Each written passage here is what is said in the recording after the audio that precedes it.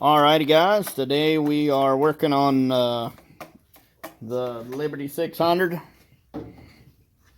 powered by Polaris, and here's where your power valves are located. So this is what the cap's going to look like if you take all 4 screws off. Of course you get this and a little spring, and then there's the guillotine, and the tapered side I guess goes down, so it'll be in there like that. Some of these will have a indentation on the top side. These ones, ow. Ow, ow, ow.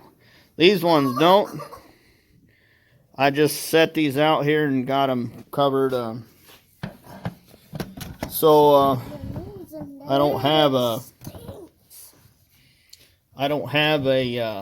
carb cleaner, so I filled this full of acetone, which I think is brake cleaner generally.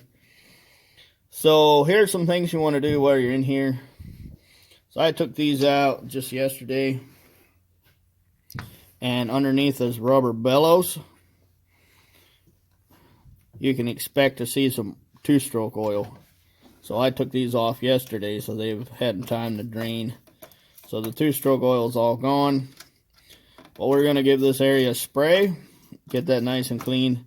But what you don't want to see is you don't want to see oil on the top side of the bellows.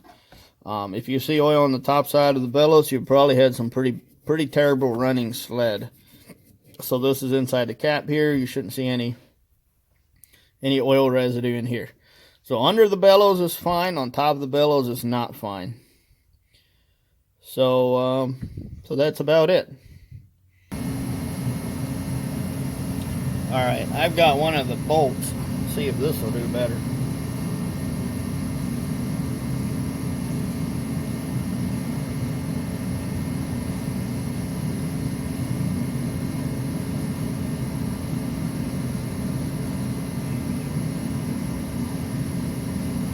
There, that's a lot better clean there. I can stand behind that idea. All right, very well.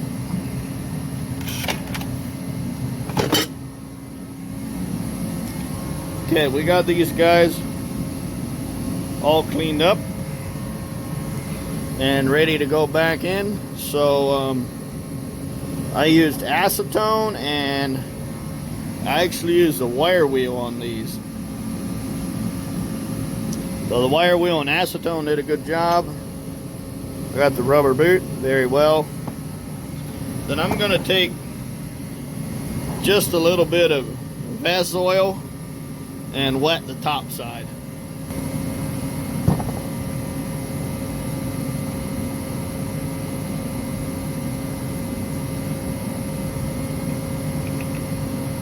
The rest of the Vess oil,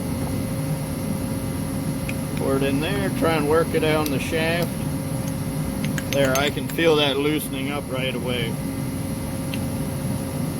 Yeah, I like that a lot.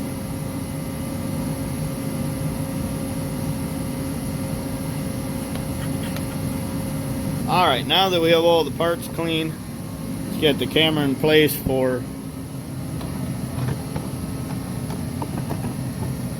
the next steps.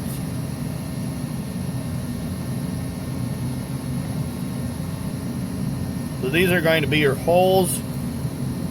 They line up in any position. There's 4 holes, and then there's a nice venturi that'll get air to your diaphragm in any orientation.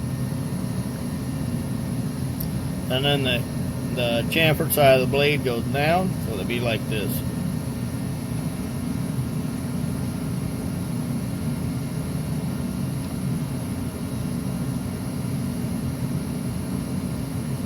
Moves very freely. Alright, here's the cap, and then we'll need to get some bolts and a spring.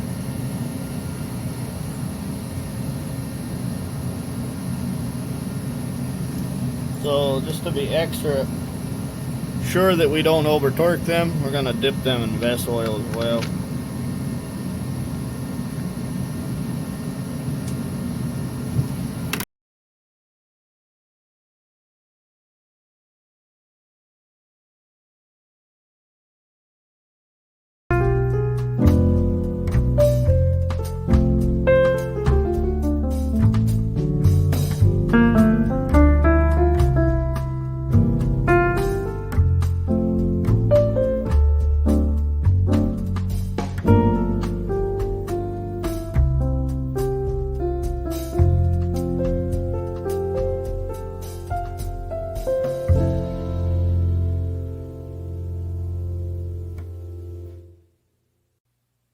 Alright, we'll get those back on.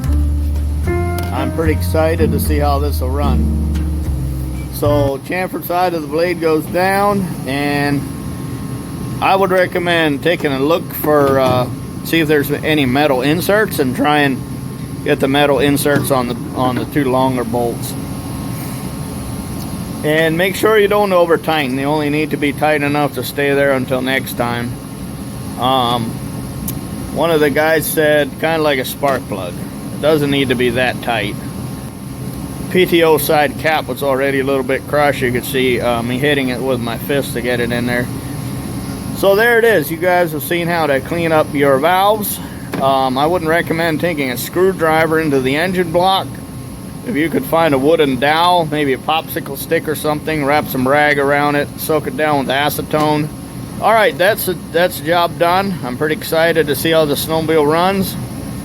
We'll get some spark plugs in it and get it out into the snow. Thanks for watching, guys. Come back and see you in the next one.